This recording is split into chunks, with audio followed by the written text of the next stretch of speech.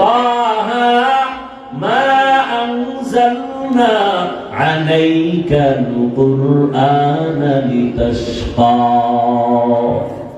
কোরআনের আগুনটা সিনাকে জ্বালায় ফেলছে।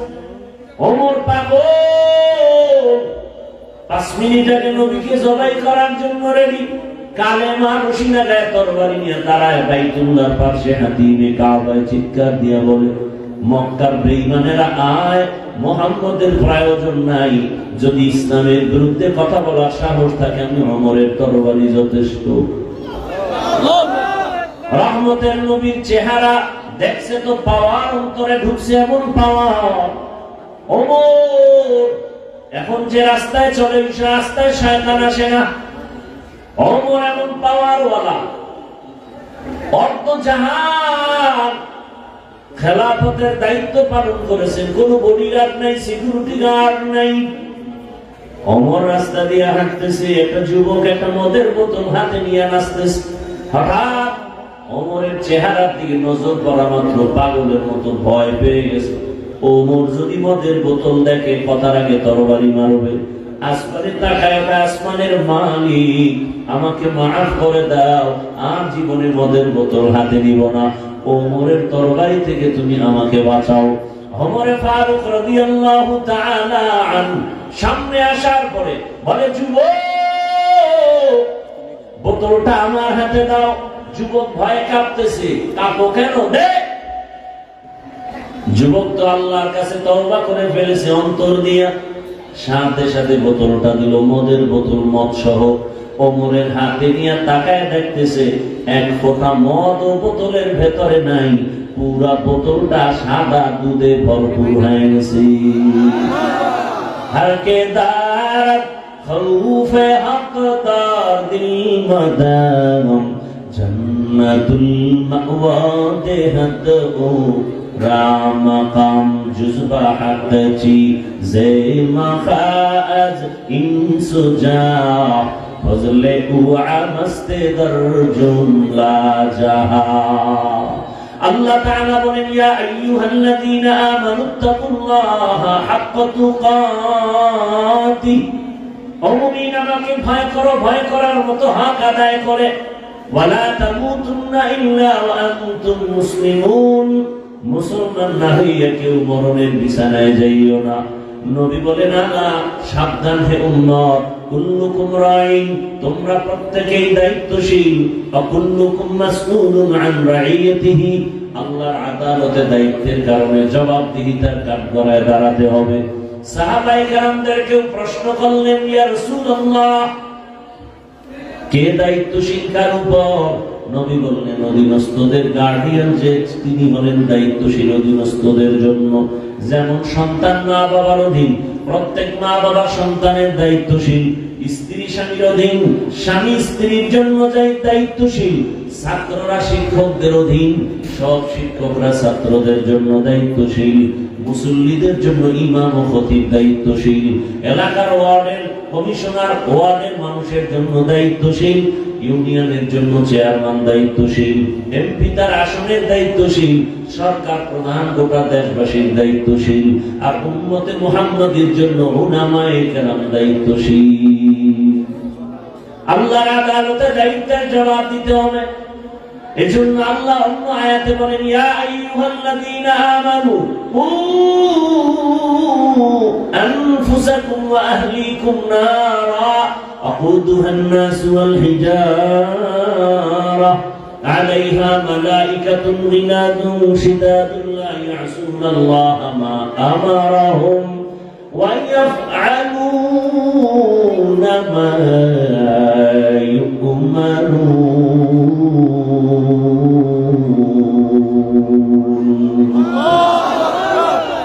আল্লাহ বলেন, মুমিনেরা জাহান্নামের আগুন থেকে আগে দায়িত্ব নিজেকে বাঁচাও, পরের দায়িত্ব আহারকে বাঁচাও। মা বাবা জাহান্নাম থেকে আগে নিজেকে বাঁচাবেন, পরের দায়িত্ব সন্তানকে বাঁচাবেন।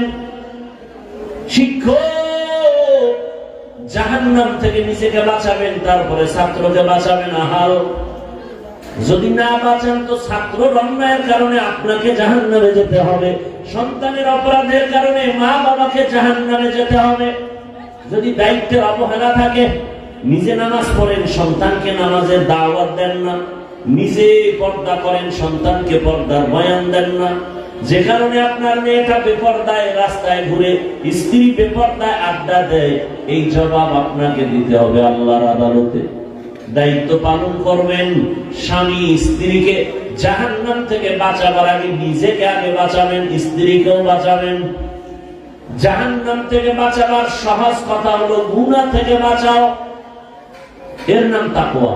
আল ইহতিরাজ আনিল মাসিয়া, আল্লাহকে ভয় করি জিকির করলে হবে না, গুনাহ থেকে বেঁচে থাকার নাম মূল তাকওয়া, এটা আল্লাহর আসল ভয়। ওয়া আম্মা মান খাফা মাকাম রাব্বিহি ওয়া নাহা আন-নাফসা আনিল হাওয়া ফাইন্নাল জান্নাতা হিয়াল মাওয়া। আল্লাহর আদালতে দাঁড়িয়ে হিসাব দেওয়ার ভয়। দুনিয়াতে যারা গুনাহ থেকে নিজেকে বাঁচায় রাখবেন, আল্লাহ ওয়াদা করেছেন আমি তাকে বিনা হিসাবে জান্নাত দিয়ে দিব। আতিনা ফি দারে দুনিয়া না হাসান, আতিনা ফি দারে উকবা না হাসান, ইয়া গিয়াসাল মুস্তাগীসিন ইহদিনা লিফতিখারা বিল উলুমি ওয়াল গিনা। গুনাহ থেকে বেঁচে থাকার নাম তাকওয়া। এরে আমার কলিজার যুবক, পর্দার আড়ালের মা বোনেরা, বৃদ্ধ বাবাজি, আল্লাহর ভয় অন্তরে জমা করো। মিথ্যা কথা বলা হারাম কে না জানে, গালি দেওয়া হারাম কে না জানে, গীবত করা হারাম কে না জানে, কি আপনারা জানেন না? এরপরেও তো গালি দেন, এরপরেও তো গীবত, এরপরেও তো মিথ্যা। নামাজ বাদ দেওয়া হারাম কে না জানে, 5 ওয়াক্ত নামাজ ফরজ, শুধু তাই? আরে এক নামাজ নিয়ে বয়ান করলে রাত পার হয়ে যাবে। নবী বলেন বাইনাল আবদি ওয়া বাইনাল কুফরি তারকুস সালাহ, বেঈমান আর মুমিনের মাঝখানের পর্দার নাম হলো নামাজ। বেঈমানেরা নামাজ পড়ে না, মুমিনেরা নামাজ ছাড়ে না। ও যুবক বাবারা, তোমার মতো যুবক জেনারেল লাইনে স্কুলে পড়ে, কলেজে পড়ে, চাকরি করে, ব্যবসা করে, 5 ওয়াক্ত নামাজ পড়ে, সত্য কথার সাক্ষী দাও আছে না নাই? তোমার কপালে না জানি কার অভিশাপ লাগছে, তুমি পারো না কেন? তুমি নিজের গর্ব করো না? নামাজ না পড়লেও ভালো আছে, কিসের ভালো আছে? তোমার মতো খারাপ দুনিয়াতে আছে কেউ? তোমার চেহারা আয়নার সামনে নিয়ে দেখছো আগের থেকে কতটা খারাপ দেখা যায়? 40 বছর পর্যন্ত যুবকের চেহারা নষ্ট হবে না, অথচ তোমার 25 থেকে 26, 27 বছরের কেন চেহারা ঝলসে গেল? চেহারা কেন দেখতে মজা লাগে না? চেহারায় কেন নূর নাই? সারা রাত দরওয়াজা জানালা বন্ধ করে মোবাইল হাতে নিয়ে কি পরিমাণ গুনাহ করো। রাইসুল মুফাসসিরিন আব্দুল্লাহ ইবনে আব্বাস রাদিয়াল্লাহু আনহু বলেন, গুনাহ করলে মানুষের নগদ শাস্তি 5টা। কয়টা? 1 নাম্বার, চেহারার নূর চলে যাবে, চেহারার আকর্ষণ থাকবে না, দেখলে মায়া লাগবে না। তুমি তো বয়ে বয়ে আশায় আছো, কত মাইয়া ঘুরে তোরে জবাই করার জন্য ঘুরে রে বদমাস, আর তোরে ফকির বানাবার জন্য ঘুরে, তোর থেকে সব খাইয়া এরপরে দেখবি হিজরত করছে নাই। না, কেন এটা বিশ্বাস করি? 13 জিল কোরআন শরীফ লইয়া 13 বার কসম। হ্যাঁ, ওরে ভালো করে মনে রাখিস, তোর সিরিয়াল যত, তোর পেছনে যে মেয়ে ঘুরে, ওর সিরিয়ালটাও তত। আল খবিসাতু লিল খবিসিন, তুই যেই নাম্বারের খবিস, ওর তোর ওই মাইয়াটাও সেই নাম্বারের খবিসা। তুই যদি 4 মাইয়ার উপরে হামলা করে 5ম মেয়েটার উপরে হাত লাগাও, ওই মাইয়া 4টা ছেলের উপরে হামলা করে 5ম ছেলে তোর উপরে হাত লাগাইছে। অবিশ্বাস করো? আল্লাহর কোরআন অবিশ্বাস করো কেন? তোর চরিত্র যেমন, ওই মাইয়ার চরিত্র তেমন, কোনো ডিফারেন্স নাই। এবার তোর কপালে বিয়া নাই, এই যুবকেরা, কি নাই? নাই নাই নাই। যদি থাকে বিয়া তো বউ নাই, কি নাই? জল্লা কয় মাইয়ার জীবন নষ্ট করছে, এক মাইয়া আসবে জল্লা হইয়া, এবার জন্মের তলে 14 পুরুষের জাল মিটাই দিবে, কত ধানে কত চাল। এবার বুঝে নাও, আল্লাহ হেদায়েত দান করেন। ও আমার যুবক বাবা, বেয়াদবি ক্ষমা চাই, রাগ করিও না রে যুবক। আমি কাউকে দূরে সরাবার জন্য আসি নাই, বুকে লাগাবার জন্য আসি, আমি পাও ধরার জন্য আসি।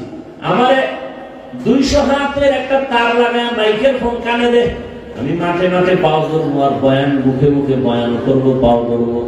যদি পাও ধরে একটা যুবকের ফিরায় বলতে পারি, আর আমার রসুলের কাঁদাইস না, আমার রসুলের আর দাড়ি কাইটা নবীর কলিজা আঘাত দিস না, আমার রসুলের সামনে দাড়ি কাটা অবস্থায় কেমনে দাঁড়াবি রে যুবক, আমার রসুলের সামনে কেমনে দাঁড়াবি, দাড়ি ছাড়া লজ্জা কি লাগবে না? কেমন আশিকে রসুল হয়েছ? আশিক হবি তো 1000 বছরের পরের কথা, তুই মুসলমান হইছ কিনা হিসাব কর। নামে মুসলমান হলে কোনো কাম হবে না। এই মুসলমানের মধ্যেই তো রসুল বলে গেছেন 72 দল জাহান্নামে যাবে আর মাত্র 1 দল জান্নাতে যাবে। যারা নবীর আদর্শ মানবে, সাহাবাদেরকে মানবে, এই আদর্শওয়ালারাই শুধু জান্নাতে যাবে। অতএব যারা সাহাবাদের মানে না, নবী নবী নবী নবী করে, এরাও জাহান্নামীদের 72 দলের অন্তর্ভুক্ত হবে। তুমি আশিকে রসুল দাবি করো রে বাবা, আমার রসুলের আশিক তো কোনোদিন দাড়ি কাটতে পারে না, নামাজ ছাড়তে পারে না, মা বাবার সাথে বেয়াদবি করতে পারে না। আমার রসুলের আদর্শ কি? মায়ের সাথে বাবার সাথে, বাবা তো নাই। রসুলের আদর্শ শিশুদের সাথে, প্রতিবেশীর সাথে রসুলের আচরণ কেমন? কেমন নবী চিনো না, ওই রসুলকেও চিনো না, সাফাবাজি করো আশিকে রসুল।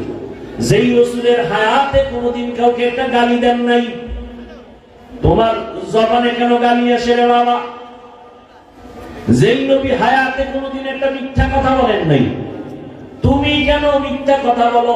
মায়ের সাথে, বাবার সাথে, বন্ধুর সাথে, আপনজনের সাথে।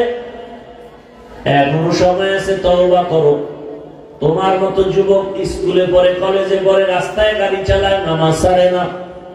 তোমার মতো যুবক র‍্যাব, আর্মি, পুলিশ, বিডিআরের চাকরি করে, নামাজ পড়ে, দাড়িওয়ালার অভাব নাই। বলো তুমি কেন পারো না রে বাবা? আল্লাহর ভয় তোমার অন্তরে নাই, মরণের চিন্তা নাই। কয়দিন বাসের নিচে যুবকের লাশ, গাড়ির নিচে যুবকের লাশ, পানির মধ্যে যুবকের লাশ, ঘুমের বিছানায় যুবকের লাশ। মাওলায় যদি সজাগ করে না দেয়, এক ঘুমে তো চির ঘুম হয়ে যাবে রে বাবা। চোখের সামনে কত বন্ধু হারায় ফেললাম, এই জীবনে কত যুবকের জানাজা পড়াইলাম। এখনো সময় আছে, তওবা করো। মনটাকে একটা কথাই বুঝায় বলো, আরে তোমার মতো আমার মতো যুবক যদি ইংরেজি, ইংলিশ লাইনে, জেনারেল লাইনে লেখাপড়া করিয়া, ওই চাকরি করে, নামাজ পড়ে, ব্যবসা করে, নামাজ পড়ে, নদীতে মাছ ধরে, নামাজ পড়ে, কৃষি কাজ করে, নামাজ পড়ে, তুমি কেন পারবা না রে বাবা? এখনো সময় আছে, তওবা করে নেও। আর দাড়ি কাটবা না, নামাজ ছাড়বা না। আরে মনের একটা শখ লাগে, কেমন কেমন জানি ভালো লাগে, অনেক শখ মিটাইছো না? পার্কে তো কম যাও না, এবার ফিরে যাও, তওবা করো। দাড়ি তো কম কাটো না, এবার তওবা করো না, আর কাটবো না। বেপরদার আড্ডা তো কম দাও না, গান বাজনা তো কম করো না, এখন তওবা করো। আল্লাহর কাছে মনটাকে ঘুরায় বলো, হে আল্লাহ, জীবনে কতবার দাড়ি কাটলাম, নামাজ ছাড়লাম, বেপরদায় চললাম, মা বাবার সাথে বেয়াদবি করলাম, আজ থেকে তওবা করে ফেললাম। আর নবীর কাঁদায় দাড়ি কাটবো না, নামাজ ছাড়বো না, বেপরদায় চলবো না।